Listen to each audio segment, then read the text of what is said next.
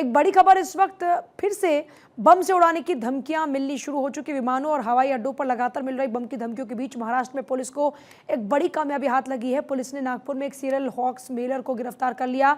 जानकारी मिली है कि आरोपी ने पीएम कार्यालय, शीर्ष सरकारी अधिकारियों और भारत भर में विभिन्न उड़ानों और ट्रेनों को टारगेट करते हुए लगभग 100 ईमेल भेजे।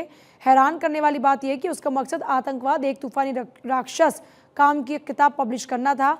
नागपुर साइबर क्राइम के डीसीपी लोहित मतानी के मुताबिक महाराष्ट्र के माओवादी प्रभावित जिले गोंदिया के 35 साल के आरोपी जगदीश उइके ने आतंकवाद पर अपनी पुस्तक के लिए समर्थन मांगते हुए जनवरी से लेकर अब तक लगभग 100 बार ईमेल भेजे। उइके ने अपनी किताब के लिए समर्थन मांगा, लेकिन आखिर में उसे निराशा हाथ लगी, जिसके बाद उसने झूठे अलर्ट भेजने शुरू कर दिए।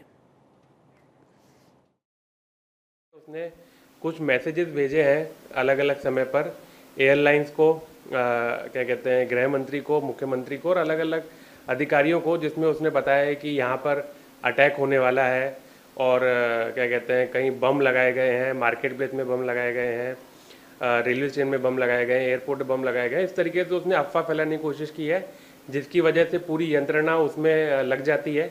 और ऐसी जानकारी भी है कि उसने ये पहली बार नहीं किया, इससे पहले भी बहुत सारे ईमेल्स उसने किए हैं।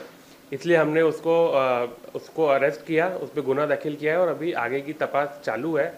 वो कौन से जो इलेक्ट्रॉनिक डिवाइसेस इस्तेमाल कर रहा है और कौन से लैपटॉप इस्तेमाल कर रहा है, और उसमें से सभी प्रकार के डॉक्यूमेंट्स हम लोग सीज कर रहे हैं।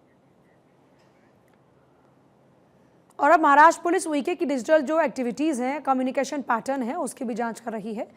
पुलिस उसके डिवाइस और किसी भी साइबर कैफे टर्मिनल की भी जांच कर रही है, उसका इस्तेमाल उसने ईमेल भेजने के लिए किया हो। सिंघल ने कहा कि हम उसके कॉल डिटेल रिकॉर्ड और लैपटॉप की जांच कर रहे हैं, उसके बैंक अकाउंट्स और मनी ट्रांजैक्शंस की भी जांच कर रहे हैं। अधिकारियों ने आरोपी के जीमेल अकाउंट के सेंड फोल्डर में 354 ईमेल चिन्हित किए और कथित तौर पर उइके की ईमेल गतिविधि में एक अलग पैटर्न पाया गया, जिसमें अक्टूबर में महाराष्ट्र के उप मुख्यमंत्री देवेंद्र फडणवीस को भेजा गया एक हालिया ईमेल है, जिसमें उन्होंने गुप्त आतंकी कोड के बारे में जानकारी होने का झूठा दावा किया।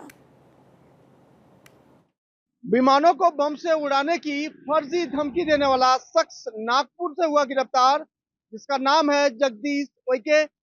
महाराष्ट्र के नागपुर गोंदिया का रहने वाला यह शख्स अब तक प्रधानमंत्री नरेंद्र मोदी के कार्यालय सहित तमाम सरकारी दफ्तरों और कई विमानों को बम से उड़ाने की फर्जी कॉल कर चुका है।